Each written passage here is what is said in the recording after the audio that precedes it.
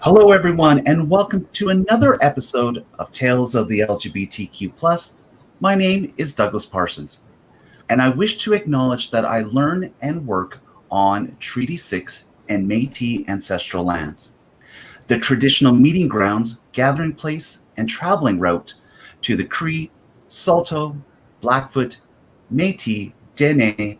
We acknowledge all the many First Nations, Métis, and Inuit whose footsteps we have marked these lands for centuries. This is where we will strive to honor and transform our relationships with each other. If this is your first time listening to the Tales of the LGBTQ podcast, welcome. This visual and audio podcast has been created to have you share and listen to your stories, the stories of our 2S LGBTQ community. We are brilliant, amazing people, and we have stories to share. And it's through this platform that we're able to do so. If you are a returnee, welcome back. I'm glad to see that we are doing this right. These are our stories, and I'm thrilled to be able to share them with you. If you are listening through the audio podcast, such as an Apple podcast itself, please leave a review. Those stars, those messages do get noticed by Apple. They then promote us a little bit more, and it's our stories that get put out there more. Always a good thing. Thank you very much for your support. It's so greatly appreciated. Tonight's guests are Carrie Scott and Kelly Schwab, who are the producers, directors of the TransCanada Project. Soon after I began this podcast, Kelly got a hold of me and said, "We've got this great idea. This is what we're going to do. Can we?" And I'm like, whatever that is, the answer to that is going to be yes. No yes buts, but yes and. This is what I know to this point. The TransCanada Project is in its infancy. They are making plans to visit many places across Canada, to visit trans folk and share their stories of trials and hope. And right from what they say, their mission is to tell the stories of trans individuals across Canada, making the transgender community more visible and relatable to both trans questioning people and those seeking to know them. I'm thrilled to finally have Kelly and Carrie on this episode. So everyone, please welcome to Tales of the LGBTQ for the very first time, Kelly and Carrie. Hi, Doug.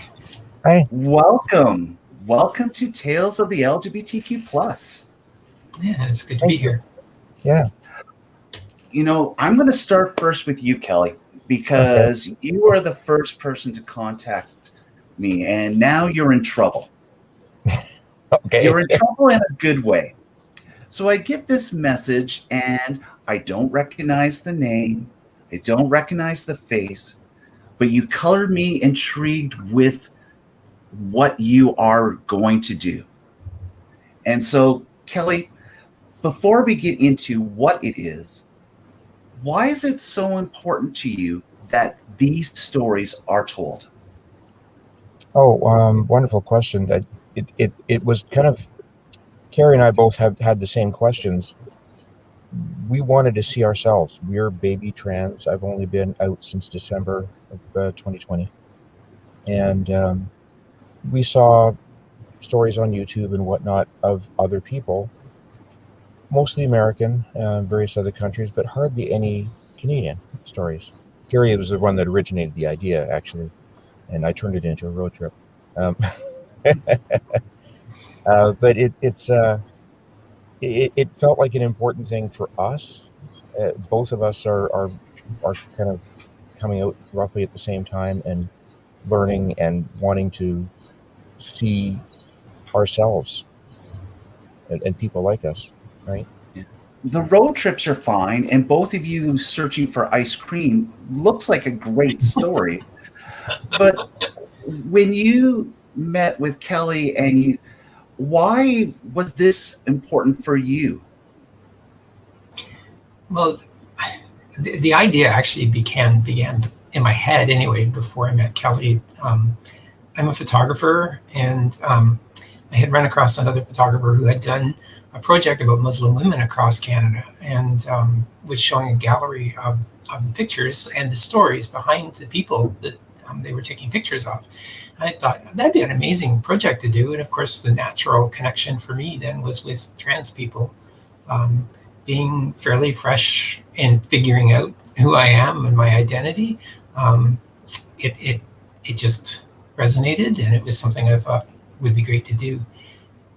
The problem is I'm a good photographer, but I'm not a very good networker.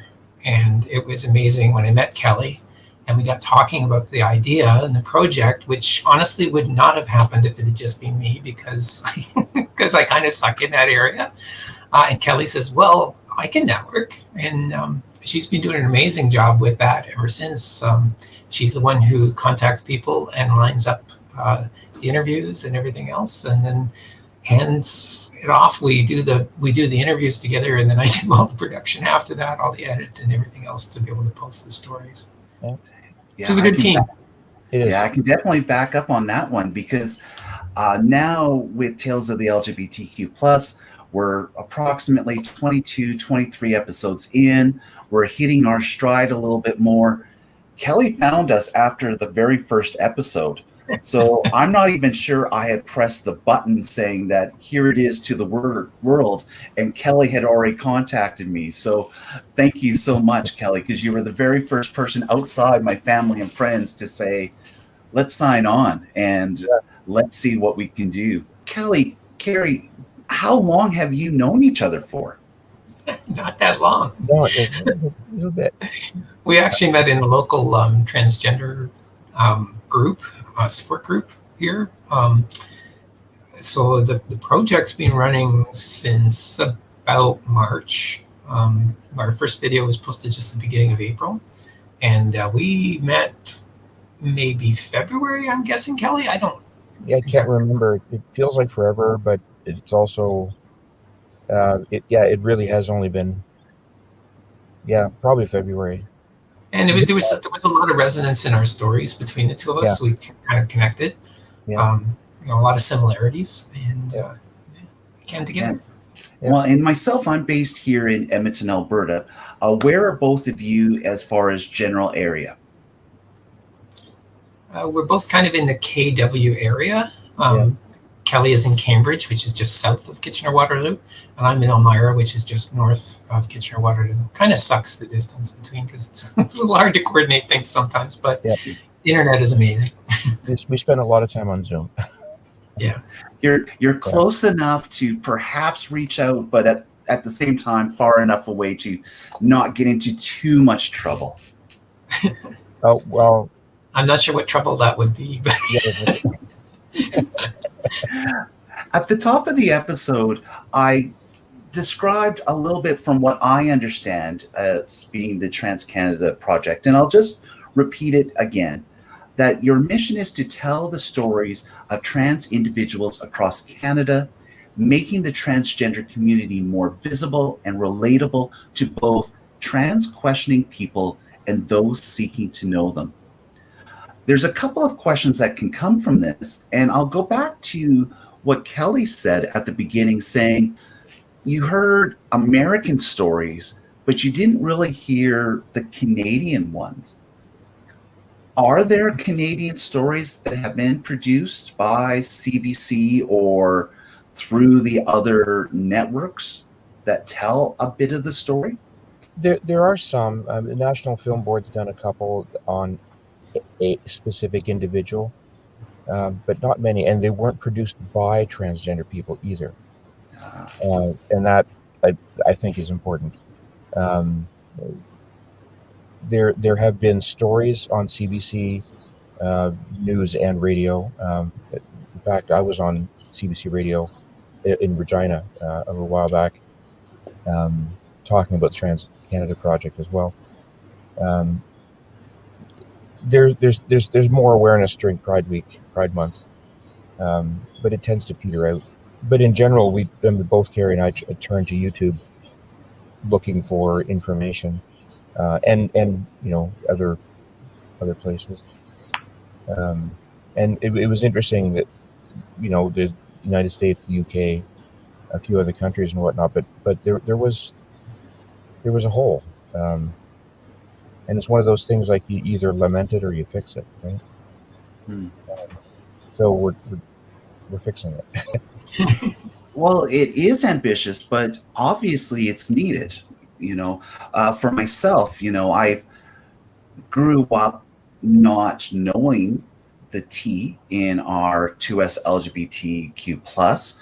I could count on one finger before 2010 of someone I knew, even an acquaintance, who identified as transgender.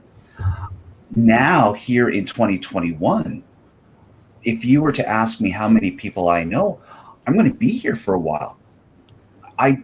It's I don't know the correct word for it, but there seems to be an explosion, a cornucopia of people being their authentic self and striving towards that authenticity. Has there been something that took place in the last 10 years where we have seen this movement happen? It can't just be in the water where everybody drank a glass of water and said, all right, it's time to be myself. But can we pinpoint a specific moment? I don't know if there'd be a specific moment per se, but just speaking from personal experience, 10 years ago, first of all, I wouldn't have felt safe in coming out. I don't think it's as accepted as it is now. And I think that's been a seismic shift in the last 10 years. And secondly, being non-binary myself, I hadn't even heard of that. And really hearing about that was part of what helped me to finally understand what was going on with me. Yeah, and it's this incredible piece because, as you mentioned, the word non-binary, I had never heard of it. Even the word cis, CIS, for our listeners, being a cis male, that was a word that was foreign to me. And what I find fascinating about the times that we live in now is that we have these vocabulary words that we never thought about before, and perhaps vocabulary words that have not been created yet that's to come, because we are finally at a point where we're exploring sexuality, identity, gender, all of that in there. And it's fascinating to be open to that rather than be defensive, where our default setting seems to be at many times. Support systems. Are there support systems where you are at or in the Toronto area that you have found have been extremely credible, have been helpful in your journey? Oh, for me, for sure.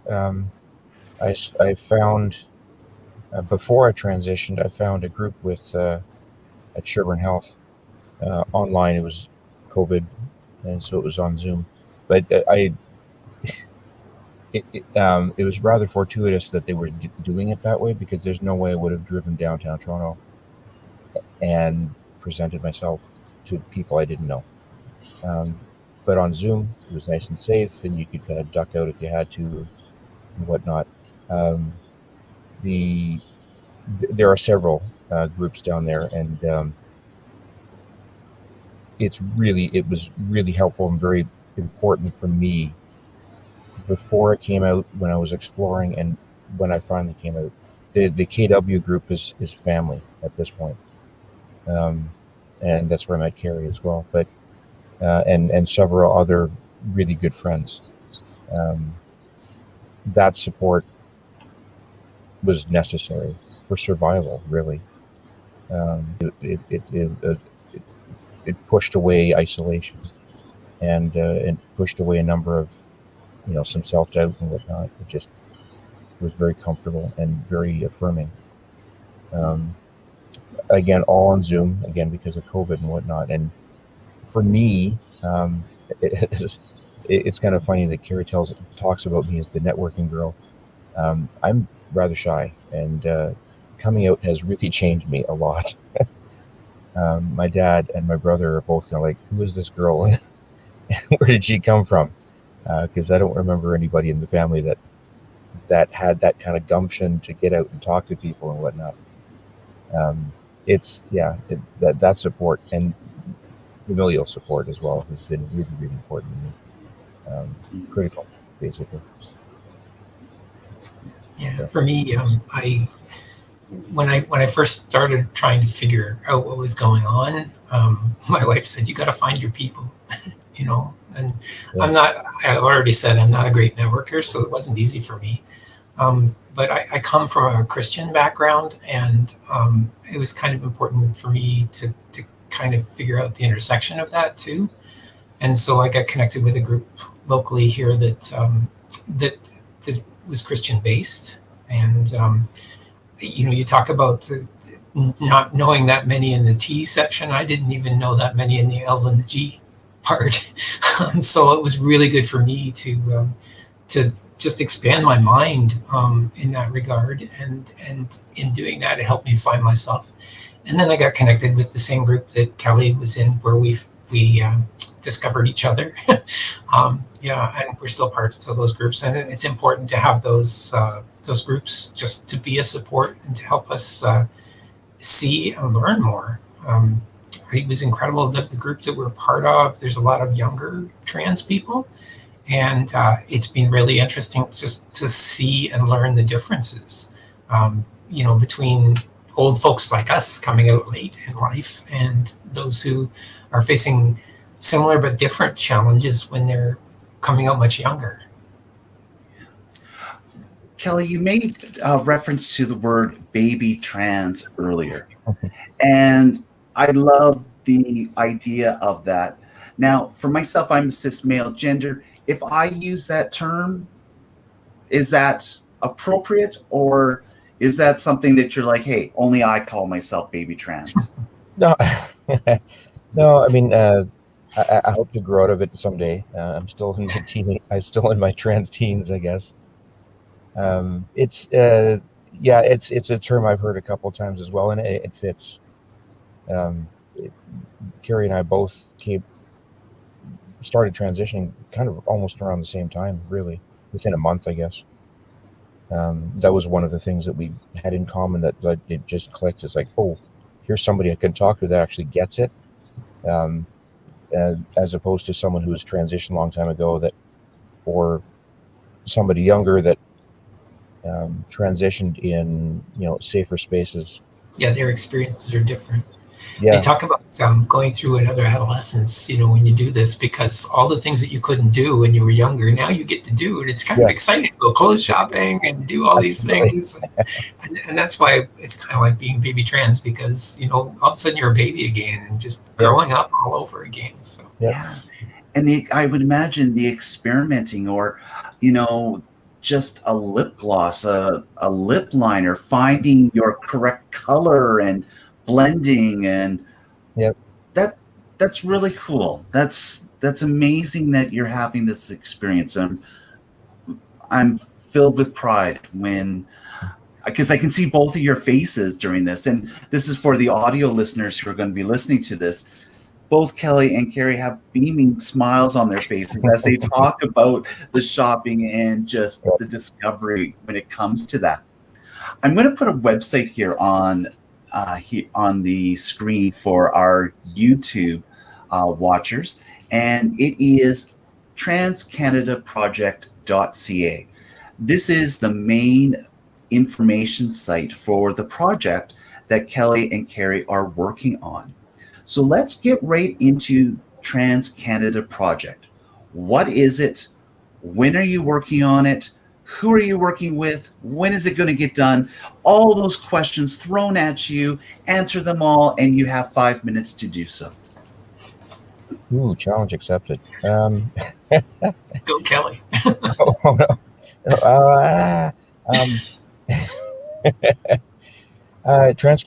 One of the things that's really important to us in the TransCanada Project is helping other people tell their stories.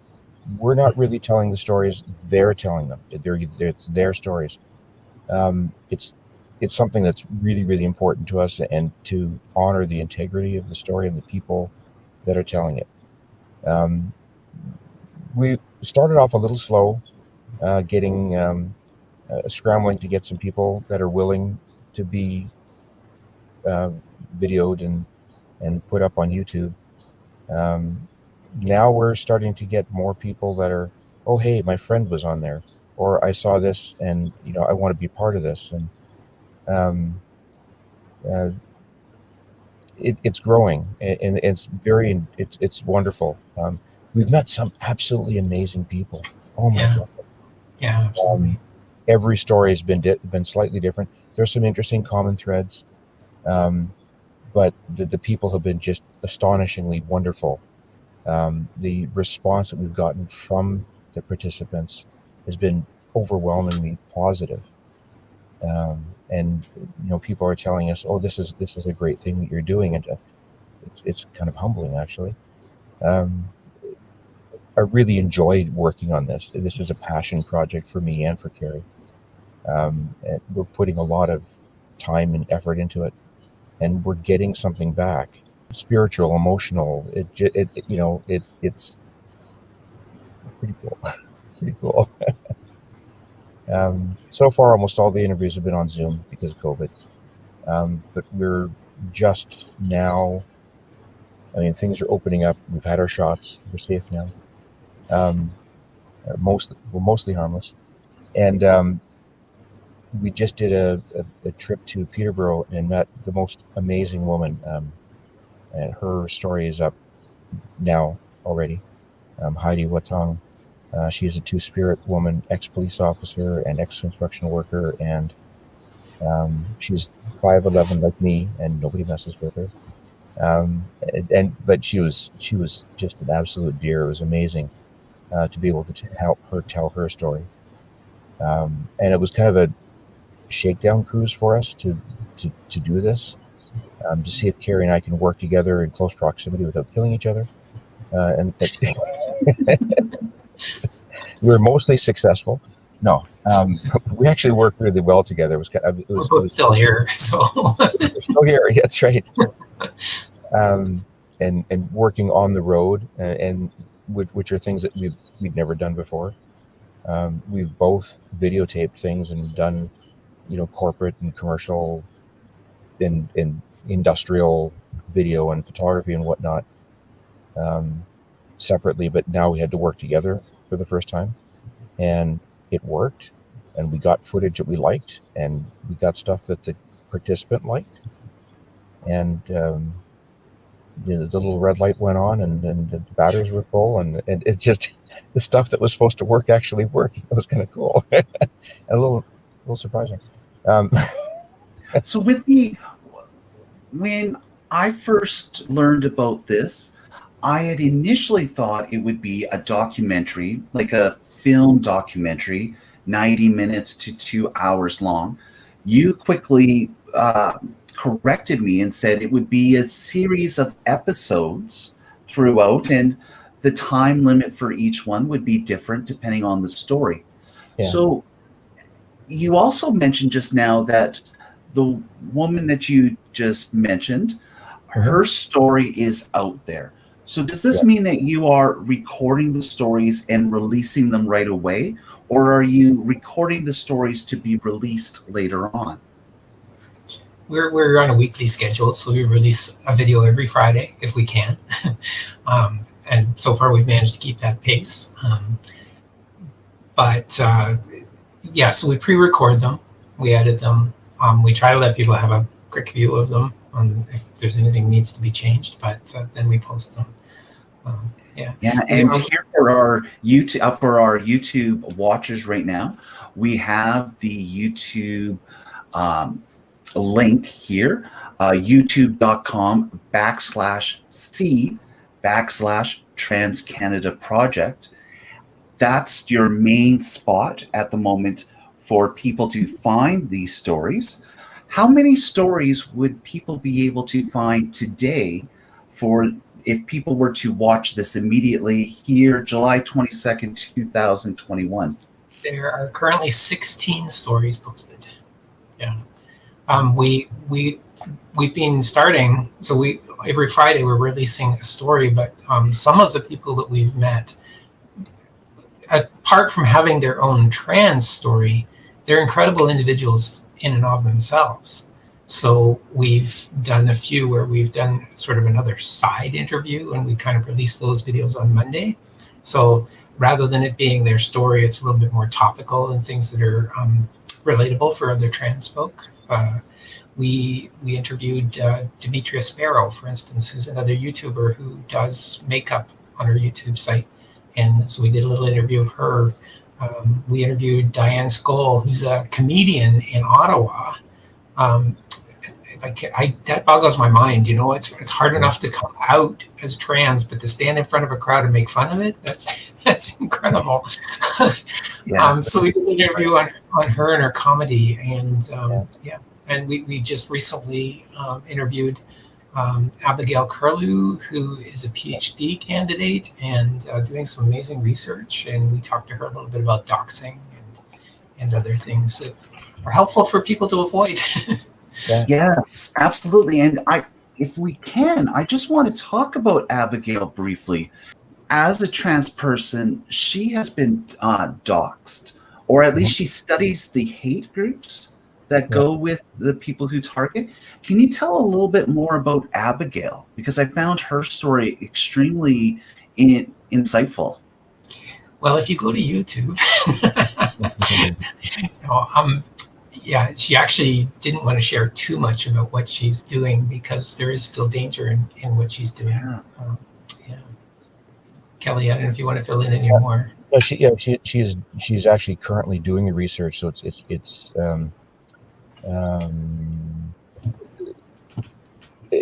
not finished. She's gathering more information still. I believe she's in the writing stage at this point, but the video that Carrie edited for internet safety and whatnot was all Abigail's recommendations based on the experience that she's had, learning and to protect herself and other trans women, because trans women and cis women are both targeted by a lot of these groups. Extremely insightful and well worth the watch. And I'm glad that you mentioned as well, cis women as well would benefit from, because simply being a woman, you're faced with a lot of dangers, predatory dangers on the internet itself. So I love that piece. But there's also something that Abigail said that, makes a lot of sense, but at the same time, it causes you to, oh yeah. And the direct quote from Abigail was, "There is so much more to trans people than being trans." Oh, yes. Yeah, that's just an aspect of... And how does that resonate with you? When you hear Abigail say that, how does that resonate with both of you? Especially as baby trans, and everybody's probably asking you a million questions, and now all of a sudden you're like, but I'm still more than just this word. So how are you navigating this your new self questions, but still saying I'm more than just a word?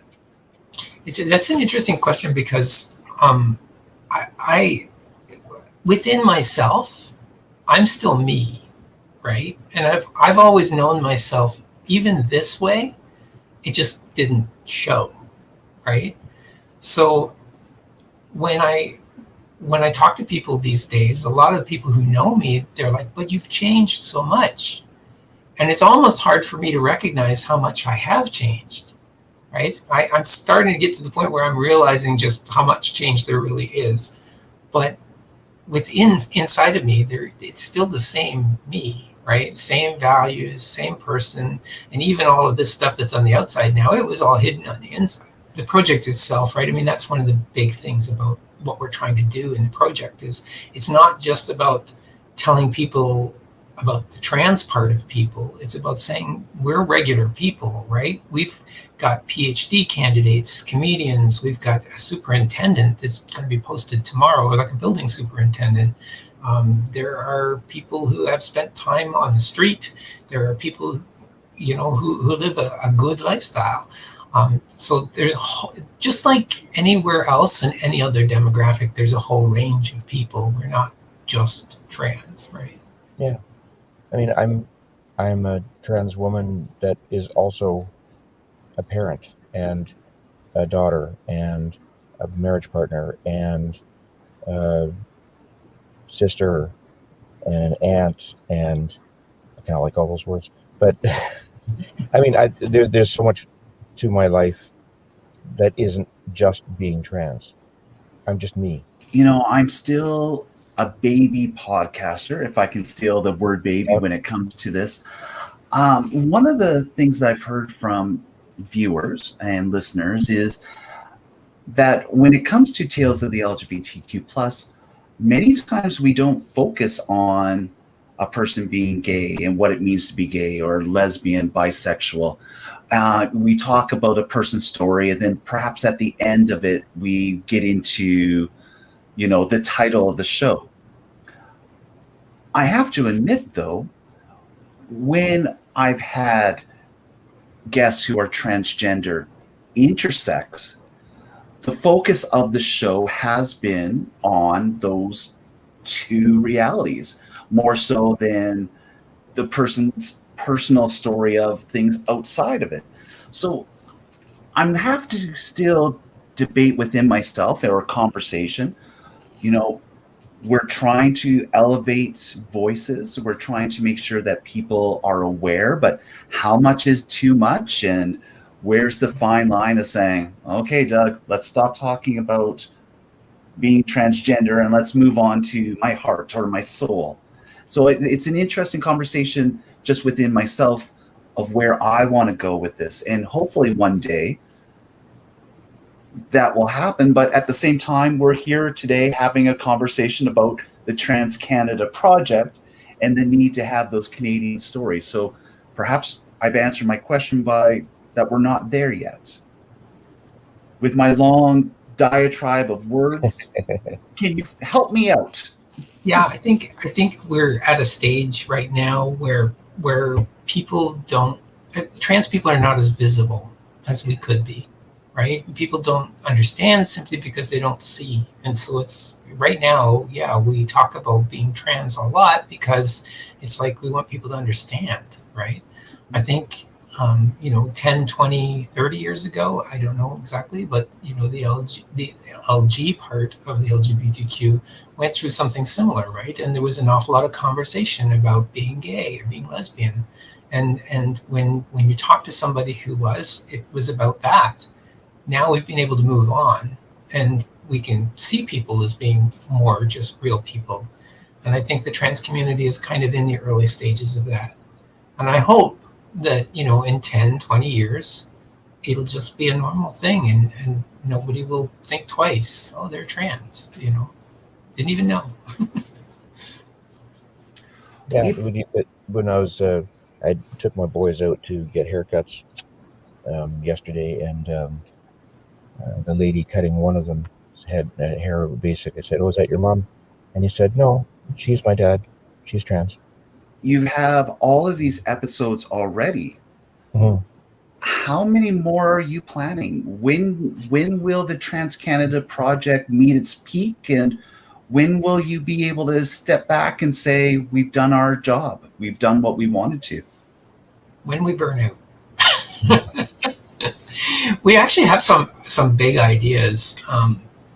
Right now, it's YouTube, and it's taking the stories one at a time off Zoom. We've been a little spoiled actually with Zoom because it's too easy to record a story. But we've actually been talking with Rogers, and possibly we'll look at putting some of the stories out on a Rogers show. in the original plan, without COVID in the way, when we went to visit people, the hope was that we would do some photography as well, that hopefully we'd be able to turn that into more of a gallery project. So there's another way to tell those stories. And recently too, we've been saying, okay, so we're getting all of the Zoom interviews and being able to put those up on YouTube. But when we do these longer trips, maybe we can think a little bit more in terms of that kind of documentary thing you were talking about before, where it'd be multiple people and maybe with more of a thread of a particular topic rather than just the stories of individuals. So there's lots of different ways this can go. And when we run out of one thing, maybe we'll be able to pick up another. So sometimes we've gotten suggestions from participants, and just kind of bouncing ideas off each other in terms of, well, hang on a second, this is an interesting commonality that we hadn't noticed before. That makes an interesting story too. We're doing a little trip around Ontario in 9 days. We're doing this in 2 weeks, so it's coming up really soon. For the planning person, there's a lot of stuff to do. I just have to charge batteries. Oh, you'll be working, sweetie. I know. Well, my turn comes after the fact. That's true. So it's our little trip to Peterborough was kind of a shakedown to see how things are going to work, and now we're doing a 9-day tour around southeastern Ontario, Ottawa, North Bay, Sudbury, and back to the Toronto area, and we've got a number of interviews lined up, and it's going to test our skill again. Can we set up, do a good interview, interact with the people in a lovely way, and then tear down and hustle our butts off to the next one? We're taking. I'm in the truck right now. I'm actually testing out a couple of things, including the lighting, and I'm working off my cell phone and my laptop right now. And it's going to. I'm really excited. Actually, this is going to be a cool trip. Looking forward to it. It sounds like, to this point, it sounds like everything has been perfect. Everything has just gone easy. Everything has been smooth. You've met all your targets. Once a week, every Friday, you have a new episode up. Perhaps even Monday, you have some extra footage. It sounds perfect to me so far. Am I right that everything has been hunky-dory and everything has been tens right across the board? I think we both are pushing ourselves a little bit, and burnout is a real possibility on it. Yeah. One of the things that I had picked up, YouTube, when you post a video, it will do an automatic transcript, but it's not terribly great. It's good enough to kind of play behind the video to help people, but it's not really very clear. So I had kind of taken it on myself to take those transcripts and to clean them up, put them back into YouTube, and also put them onto a blog so people could actually go and read them. And then realizing and thinking that, we're in Canada, so we need both official languages. I was actually using some online translating tools to create a French blog as well. But that's one of the things where just kind of went, okay, this is just too much. So there are a few behind, and they'll probably fall behind a little bit more still, unless we can find some help to do some of those tasks as well. Yeah. So we haven't hit absolutely everything, but we're doing pretty well. We are, and we are working. We're working surprisingly well together, given our relative lack of experience with each other, and the fact that we have real lives as well, somewhere elsewhere. One of the interesting things that I've been working on is trying to get some more diversity into the program, into the project. So as an example, I contacted a female to male transitioning group in Ottawa, saying that we're having a hard time getting trans men. And I got 47 responses. That's about a year's worth of interviews. So we've been going through that. We're looking at the possibility of doing a group interview and trying to come up with the logistics of dealing with some of that. And it's starting to mushroom a little bit out now. We're getting people asking to be part of the project, which is like, how did you find us? Which is kind of cool. They just come across the YouTube channel or the Yeah. website. Yeah. We've had several people said, "Oh, you interviewed my friend." I have. There's one in particular. I haven't seen her in 25 years. So going with the name TransCanada, at some point you're going to be leaving the comfortable confines of Ontario, coming out west, and I believe Kelly, you have a connection to Saskatchewan, if I remember right. Yep. Yeah, I was born in Prince Albert. Yeah, way far north. An hour's drive south of Santa Claus's house. Yeah. So at some point, both of you are going to be coming out west. Are you still looking for people to interview as you go along the TransCanada Highway to BC? And Absolutely. if so, how can someone who's listening to Tales of the LGBTQ plus today get a hold of you in order to set up times to tell their story? Probably the best thing to do is to get to our contact information on our website, transcanadaproject.ca. Everything, all the links to everything is there. I respond very quickly to requests, and we make arrangements, and we work out paperwork and details, and I'm the paperwork girl. That's what I do. I drive too. Yeah, we're actually we're sort of planning, not sort of, we're definitely planning a trip out west, out to BC, up to the Yukon and back in 2022. That's dependent on funding at this point, though, because that's a bigger trip. It'll be about 30 days. There's a lot of logistics to lay down, and I'm planning that one right now, because it's going to take the better part of a year to get all of that organized.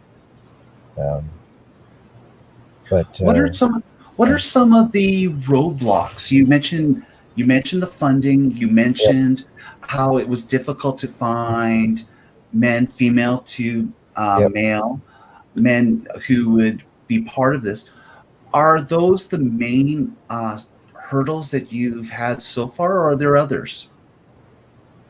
There's logistical challenges. I mean, when we started doing things on Zoom, we had technical challenges in terms of making the videos actually look decent, because Zoom's not the ideal format. We're relying on other people's equipment, cameras. Yep, stuff that we didn't get to control. Yeah. So that's part of going on the trips is also like, okay, we can bring a level of production quality to the stories that we weren't able to manage over Zoom.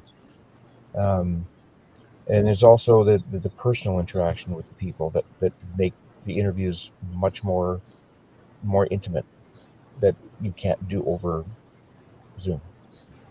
And we've done, and the one we did with Heidi it was a wonderful experience. Just as an aside, she drove up in her big truck and hopped out and said, "Are you Kelly?" And said, "Yes, I've had my shots. Can I have a hug?" and she's a member of Bear Clan, so this big bear of a woman came over and gave me a bear hug, and my truck is named Bear. She thought that was pretty cool. So both of you are both of you, as we make mention, I think people are going to take away the word baby trans from this, but this has to also be such a learning stage for you when it comes to people, education they're able to have through just simple discussion.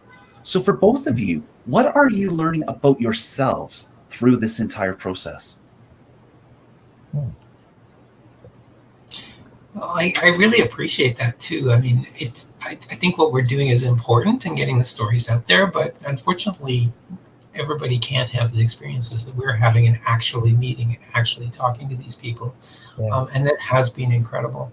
As you've said, my mind is just kind of blown sometimes at the diversity and the things that I never even thought of before. Just as far as gender and the spectrum and the different views that people look at.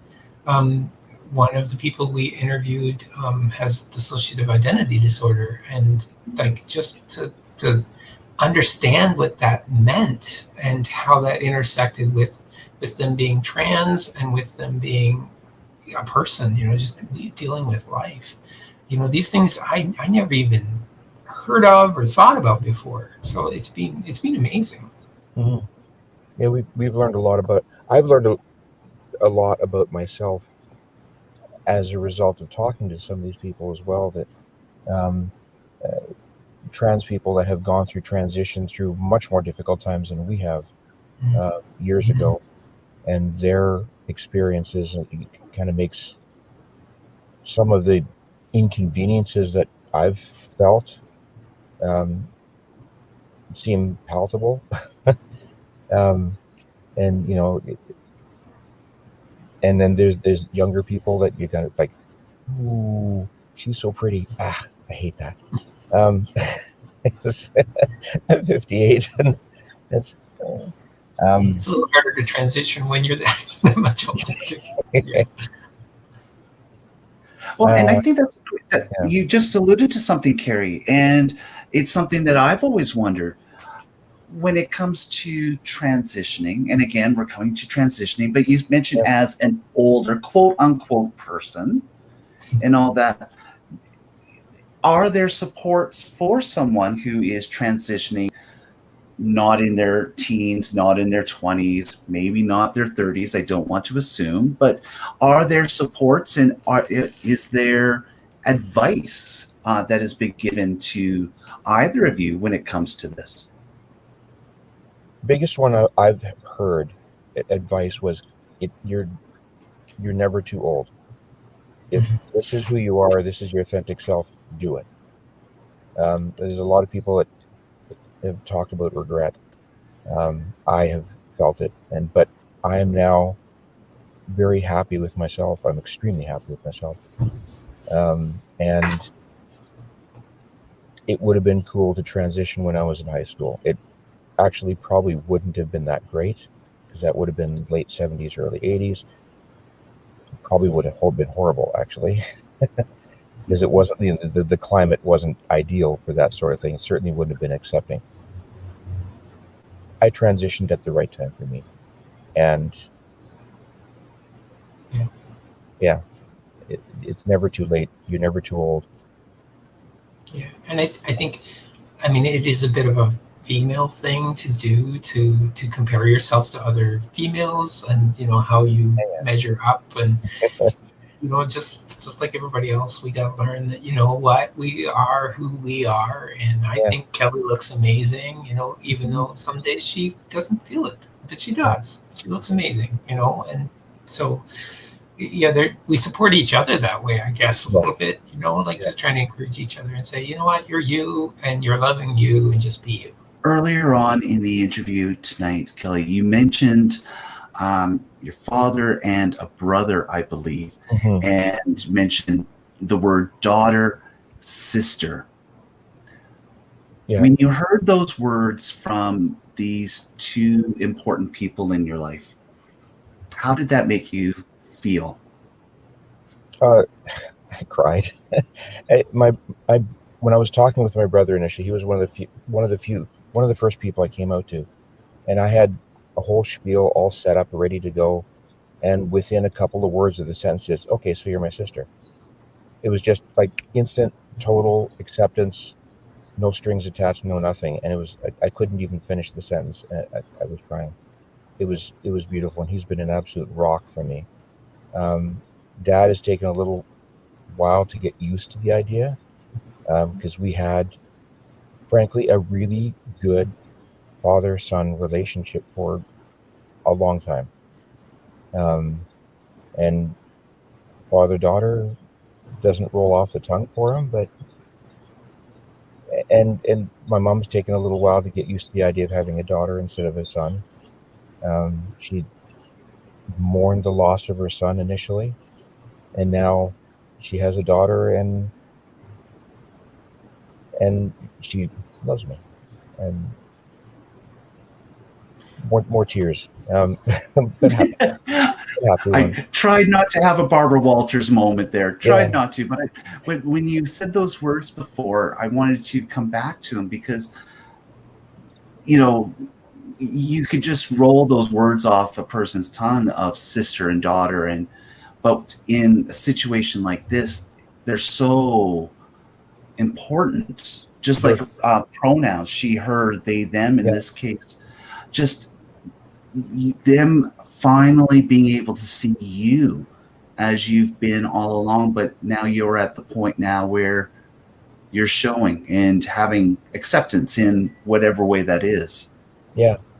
It's foundational to your core. It's so foundational, and to have that acceptance and have them say those words, and they're just words, but my God, they ever mean a lot. They really do.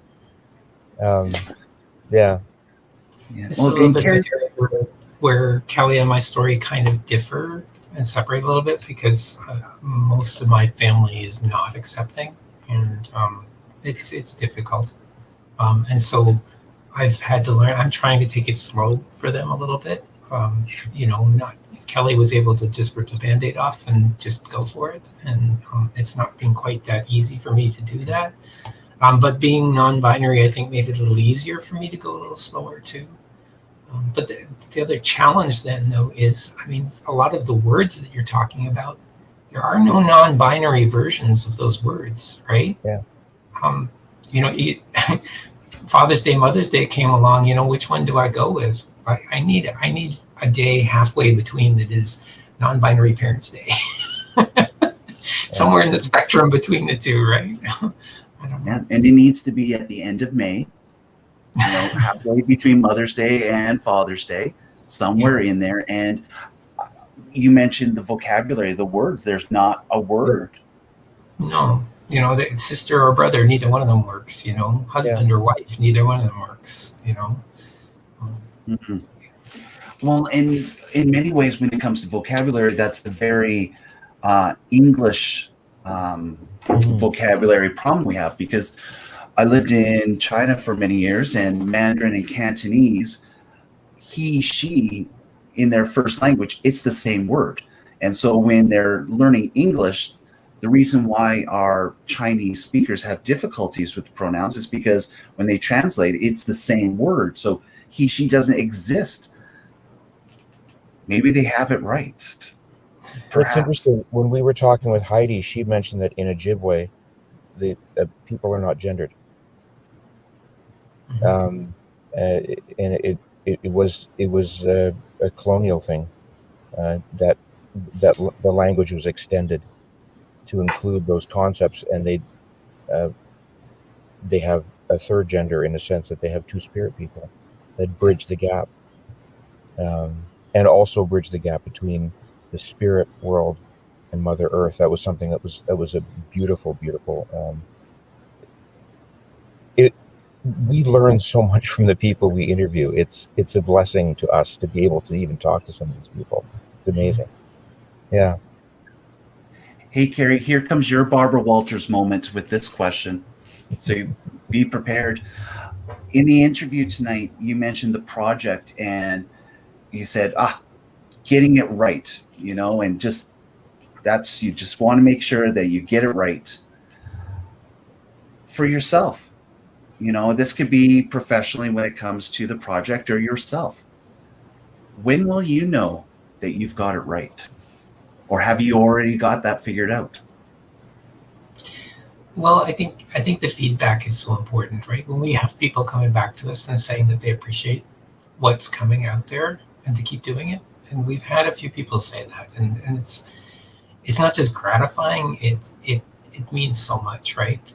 As Kelly said, it's a passion project. It's not just something we're doing as a vocation, right? So it touches our hearts when other people are touched by the stories that are being told. Mm-hmm. Sorry, no Barbara Walters tears. No, that's okay. Carrie sets high standards for herself and achieves them all the time. I'm so impressed with her work. Yeah, part of my challenge is I tend to push people because of that, and that's not good. I don't want to push Kelly away, because I love her so much, and she does such a great job. We're sisters, even if that isn't the right word. Yeah.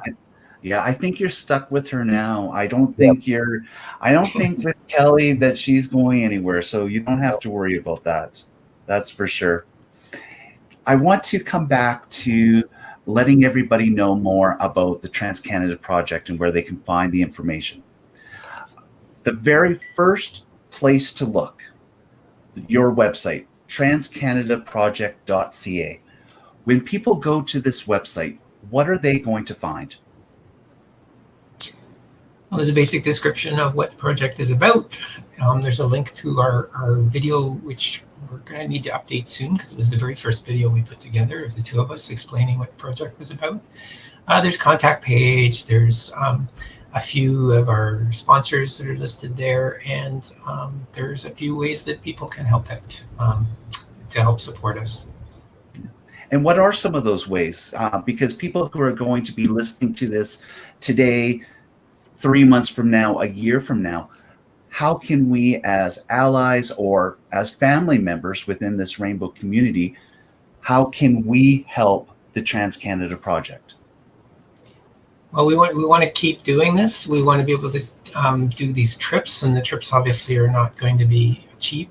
We're going to pay for gas, and gas is getting more and more expensive all the time.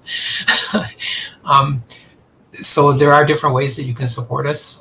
We have a Patreon. If you can find it in your heart to support us on an ongoing basis, then you can subscribe to the Patreon. And the more people we have in Patreon, the more we'll be able to put some special content in there for people who support us in that way.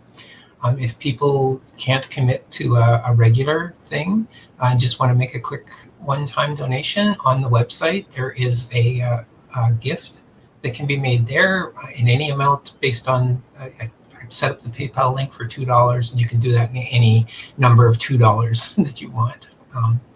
And we have a little bit of kitsch on there too, if you want a t-shirt or something like that. Yeah.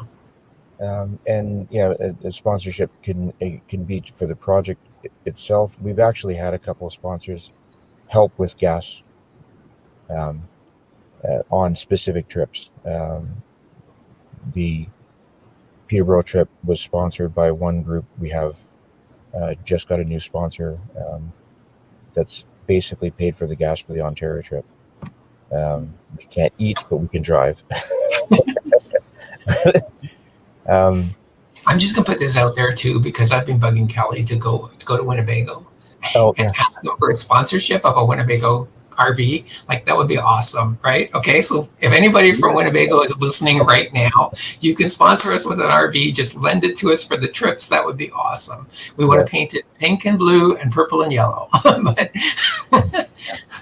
And just to let people know, if they don't know, that those are the trans colors, and make sure everything's visible. Yep. And non-binary colors too. And non-binary. Who are some of those sponsors who have stepped in? Because for a sponsor to step in so early in a project, that's fantastic. So if you feel comfortable, definitely let's give them credit. They have specifically asked not to. That's fair. They just said, we're helping you guys out, and we think what you're doing is important. We're not doing this for us. We're doing it for you. And that was beautiful. Yeah. That's fantastic. Yeah. So when people are through finding information on the TransCanada Project, please find the content using their YouTube channel. People who are watching through the Tales of the LGBTQ plus YouTube channel here, we can see it on the screen. But for people who are going to be listening through the audio, youtube.com/C/TransCanada Project. Currently, there's approximately 16 videos. It gets updated every Friday with perhaps a little bit more on Mondays itself. Will there be, let's say, a 2-week break at all, or is this going to be every week for the next while? We'll probably take a break over Christmas. We're for the trip in Ontario, we're going to be producing some additional content, basically a travel log, so that there's some continuity on the actual project itself, on the trip itself. Sorry, and I'm making arrangements to make sure that we have Friday content throughout while we're away on the trip. Yeah, Kelly says I push myself, and honestly, if we can get the interviews done far enough ahead that we can get them edited, my hope would be that we wouldn't have a break, that we would still be able to have them, because we schedule them to go out. So we can take a 2-week break as long as they're recorded and ready to go, right? So I understand that as a podcaster. It's easier said than done at times. it is. And there's one final place at this moment where you can find information about the TransCanada Project, and that's through their Facebook site, which miraculously enough is also TransCanada Project. So they've made it very easy for you to find all of their information. So you've got the website, you have the YouTube, you have the Facebook. So please do seek out information. And it goes right back to with what was being said before, which I had taken from your website. Doing this project is to make the transgender community more visible and relatable to both trans questioning people and those seeking to know them. I know I'm definitely a person who is learning, seeking to know you, seeking to know more stories, and I am blessed to be open and to be hearing your stories.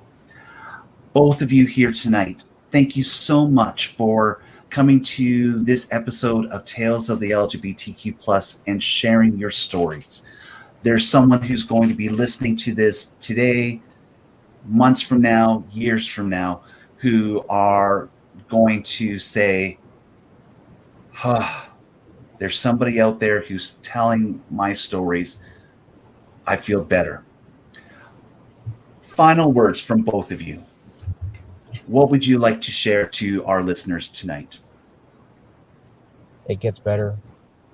It's never too late to be yourself. Yeah, be yourself, definitely. And no matter what pace that is, like I said, Kelly ripped the Band-Aid off. I'm going much, much more slowly through it all, but, go at your own pace, but do it for sure, because it is worth it. It is worth it. It is worth it. And I'm going to steal Kelly's line that she usually says, like and subscribe. And that is not a joke, because when you subscribe to the YouTube channel, it helps the algorithms get the videos out. That goes for the LGBTQ+ site and for ours. And the reason we say that is because when the algorithms pick it up, they get distributed more. More people see it, and that's what we want. We want these stories to get out there for people to see. So. Absolutely. And for the listeners, the regular listeners of Tales of the LGBTQ+, I'll be sure to list all of these links on our social media sites as well, for you to be able to find them much easier as well. Kelly, Carrie, thank you so much for being here tonight. Please come back again in person. I know Kelly, especially, we talk to each other every once in a while online. Carrie, we're going to talk more as the weeks and months go about. You're now stuck with me. You're now stuck with the listeners. So we're the Rainbow community, and we're here for each other. Thank you, Dad. Thank you. Thank you for inviting us. On behalf of Kelly and Carrie of the TransCanada Project, my name is Douglas Parsons. Thank you very much for listening, reminding you to be good and always text when you get home. Until next time, everyone.